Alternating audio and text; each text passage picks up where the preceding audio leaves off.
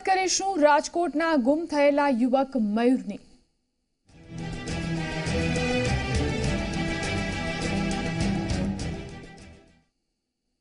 રાજકોટના ડોક્ટર શ્યામ રાજાણી દ્વારા માર મારવાનો વિડીયો વાયરલ થયો હતો। તે યુવક મયુર મોરી મળી આવ્યો છે। 20 થી વધુ દિવસથી ગુમ મયુર મોરી નામનો યુવક મળી આવ્યો છે।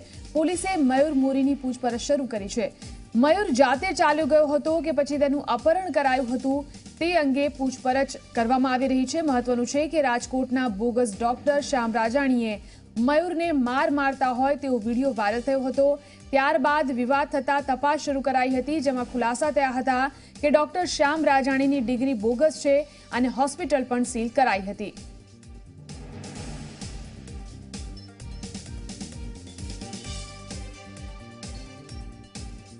તો 20 દિવસથી મયુર મોરી નામનો યુવક ગુમ હતો, ત્યારે હવે આ મયુર મળી આવ્યો છે। ત્યારે પોલીસે તેની સઘન પૂછપરછ શરૂ કરી છે।